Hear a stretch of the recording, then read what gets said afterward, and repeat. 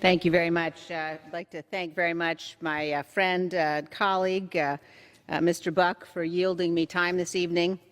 I know the topic, Mr. Speaker, is cancel culture. I have some thoughts about that. But tonight, I rise to discuss freedom and our constitutional duty to protect it. Mr. Speaker, I have been privileged to see firsthand how powerful and how fragile freedom is. 28 years ago, I stood outside a polling place, a schoolhouse in western Kenya. Soldiers had chased away people who were lined up to vote.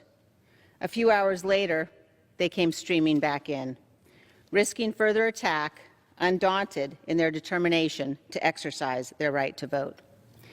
In 1992, I sat across a table from a young mayor in Nizhny Novgorod, Russia, and I listened to him talk of his dream of liberating his nation from communism.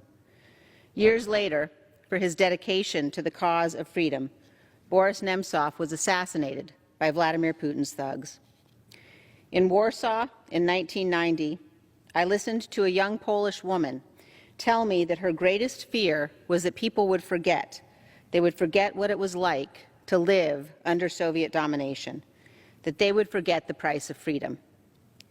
3 men, an immigrant who escaped Castro's totalitarian regime, a young man who grew up behind the Iron Curtain and became his country's Minister of Defense, and a dissident who spent years in the Soviet Gulag, have all told me it was the miracle of America, captured in the words of President Ronald Reagan, that inspired them. And I have seen the power of faith and freedom.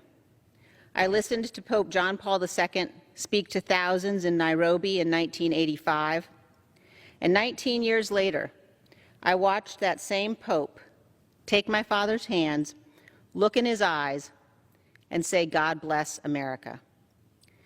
God has blessed America, Mr. Speaker, but our freedom only survives if we protect it, if we honor our oath taken before God in this chamber to support and defend the Constitution, if we recognize threats to freedom when they arise.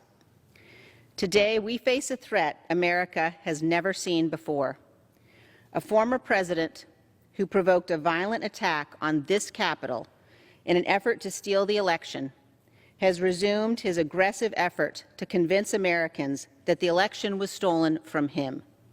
He risks inciting further violence.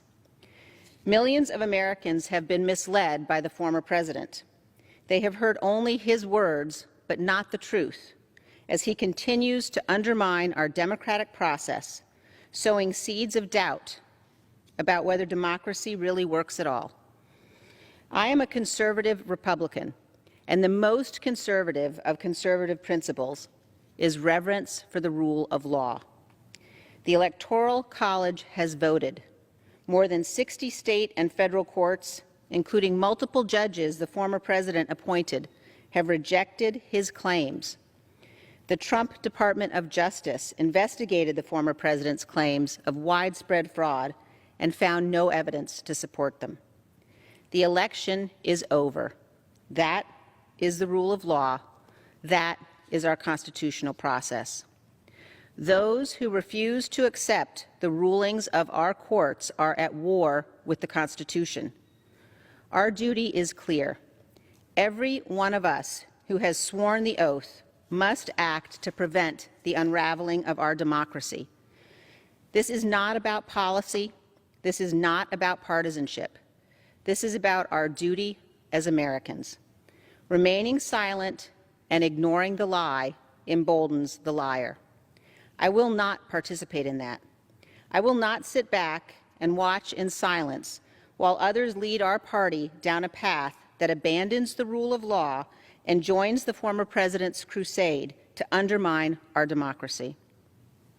As the party of Reagan, Republicans have championed democracy, won the Cold War, and defeated the Soviet communists. Today, America is on the cusp of another Cold War, this time with communist China.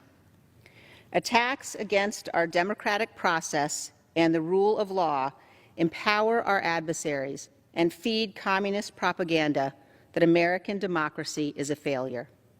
We must speak the truth. Our election was not stolen, and America has not failed. I received a message last week from a Gold Star father who said, "Standing up for the truth honors all who gave all." We must all strive to be worthy of the sacrifice of those who have died for our freedom. They are the patriots Catherine Lee Bates described in the words of America the Beautiful when she wrote, "O beautiful for heroes proved in liberating strife, who more than self their country loved, and mercy more than life." Ultimately, Mr. Speaker, this is at the heart of what our oath requires, that we love our country more, that we love her so much that we will stand above politics to defend her, that we will do everything in our power to protect our Constitution and our freedom that has been paid for by the blood of so many. We must love America so much that we will never yield in her defense. That is our duty. Thank you.